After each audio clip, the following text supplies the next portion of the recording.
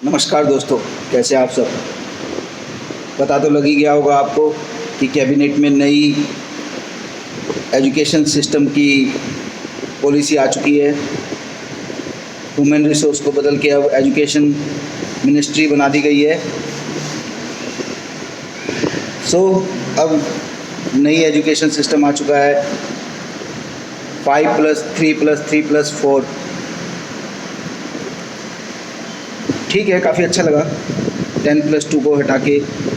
कई लोगों के माइंड में कन्फ्यूज़न है, 10+2 तो 12 हुआ, ये 5+3+3+4 15 बन रहा है। एक्चुअली गवर्नमेंट ने प्राइमरी सेक्शन जो प्री प्राइमरी सेक्शंस हैं, नर्सरी, LKG, UKG, जो स्टार्टिंग 3 ईयर स्टेज है, उनको भी इसमें इंक्लूड कर दिया है। फर्स्ट 5 ईयर में, पहले 5 साल में आपकी मातृभाषा वो उस पर ज़्यादा जोर दिया गया है, या आपकी क्षेत्रीय भाषा या राष्ट्रीय भाषा जो भी है, उस पर सबसे ज़्यादा जोर दिया गया है पहले 5 साल में। उसके बाद अगले 3 साल 3rd to 5th बच्चों के पास ऑप्शन होगा कि वो इस भाषा दूसरी भाषा कोई लेना चाहें या ना लेना चाहें। इस तरीके से एजुकेशन सिस्टम को बदलाव में लाया गया है। बहुत सी चीज़ें बदलनी ज़रूरी थी। 34 साल बाद अब ये बदला गया है, लगभग 3 दशक बाद। अच्छा है, काफ़ी बढ़िया है।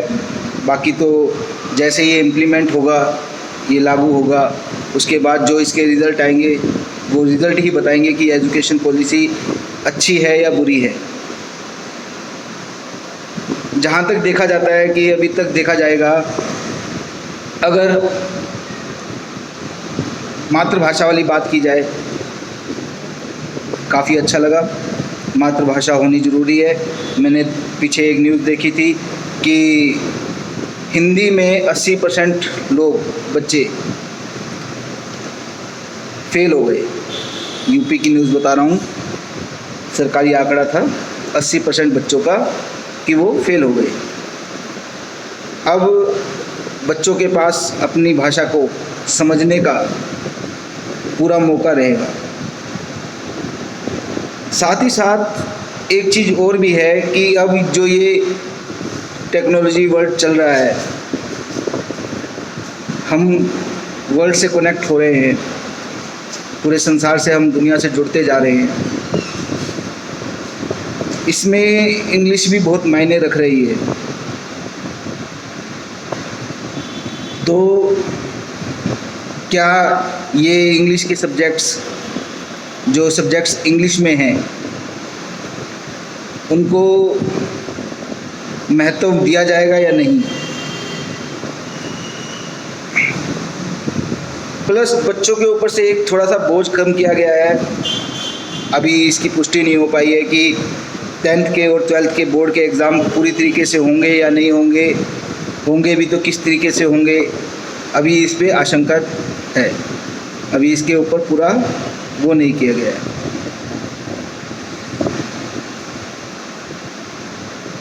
ये एजुकेशन पॉलिसी जो नई आई है, देखा जाए तो काफ़ी डेवलप करने वाली है, लेकिन इसका रिज़ल्ट अभी नहीं आएगा। रिज़ल्ट आने में काफ़ी टाइम लगेगा। बच्चों को वोकेशनल चीज़ें सिखाई जाएंगी। काफ़ी अच्छा है पेरेंट्स के लिए भी और बच्चों के लिए कि जो डिप्रेशन में चले जाते थे बच्चे, पढ़ पढ़ के डिप्रेशन में जा रहे थे, रट्टाफिकेशन चल रही थी, रट्टाफिकेशन को ख़त्म करने की कोशिश की गई है। दोस्तों, पॉलिसी बहुत ठीक है, कारीगर है, मगर इसको इम्प्लीमेंट करने के लिए बहुत सी चीज़ें अभी सरकार को सोचनी पड़ेंगी। हर चीज़ के फ़ायदे भी होते हैं, नुकसान भी होते हैं। अभी तक जितने बच्चे, जैसे जो बच्चे 8th तक आए हुए हैं, 7th हैं, ये तो चलो स्टार्टिंग बेस वाले बच्चों के लिए तो ठीक है, स्टार्टिंग बेस के बच्चे हैं, जो प्राइमरी बच्चे हैं, फर्स्ट सेकंड के बच्चे हैं, वो तो अपने आप को इस पॉलिसी के थ्रू पॉलिसी में ढाल लेंगे,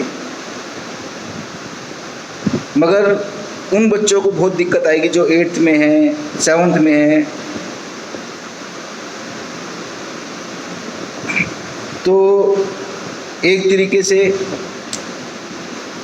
पॉलिसी अच्छी है, बुरा नहीं कहूँगा मैं पॉलिसी को।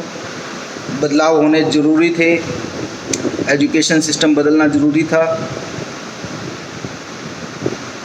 अब 12th के बाद 4 साल की ग्रेजुएशन हो जाएगी, 4 साल 3 साल जैसे भी गवर्नमेंट उसको अलाउड करती है, जिस तरीके से भी फर्स्ट ईयर में आपको सर्टिफिकेट दे दिया जाएगा, 2 साल बाद डिप्लोमा मिल जाएगा। मतलब पॉलिसी ये लाई गई है कि जल्द से जल्द बच्चा पढ़ के एम्प्लॉयमेंट में चला जाए, उसको एम्प्लॉयमेंट मिल जाए, उसको नौकरी मिल जाए। पहले दबाव होता था कि म्यूज़िक, यार म्यूज़िक के चलते हमारी पढ़ाई ख़राब हो रही है, अब म्यूज़िक के चलते पढ़ाई ख़राब नहीं होगी। बहुत अच्छा बदलाव है।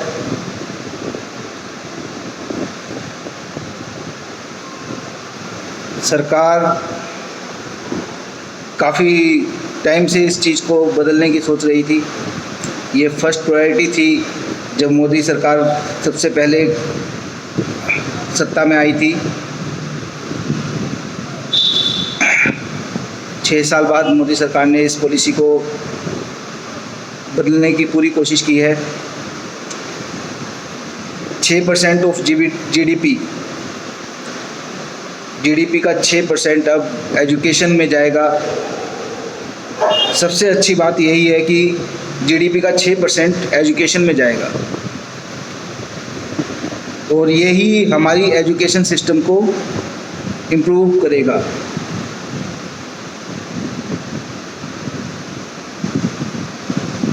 बच्चों का वोकेशनल स्किल, जो उनके अंदर की कला है, उसको उभार के लाना बहुत ज़रूरी है। उसके ऊपर भी काम किया गया है।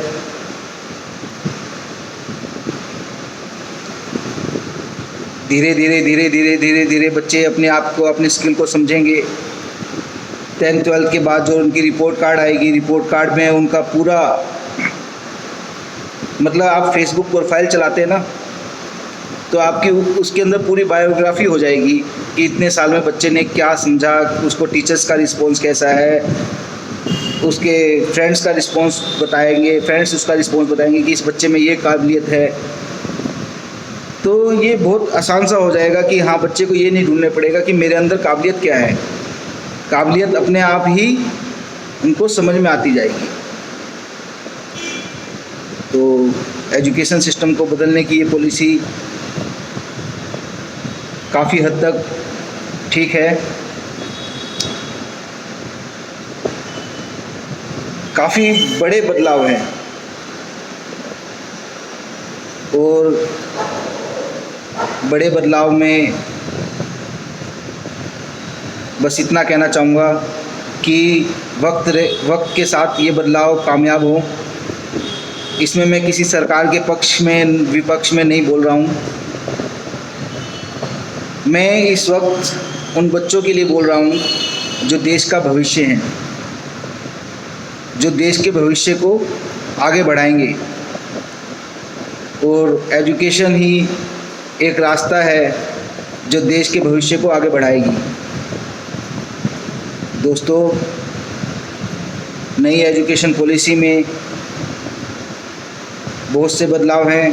धीरे धीरे जैसे जैसे इसका खुलासा होता जाएगा, समझ में आते जाएंगे कि क्या बदलाव हैं, क्या क्या चीज़ें बदली गई है, क्या क्या चीज़ें वही हैं। टीचर्स की ट्रेनिंग भी होगी इसके रिगार्डिंग कि बच्चों को कैसे पढ़ाना है।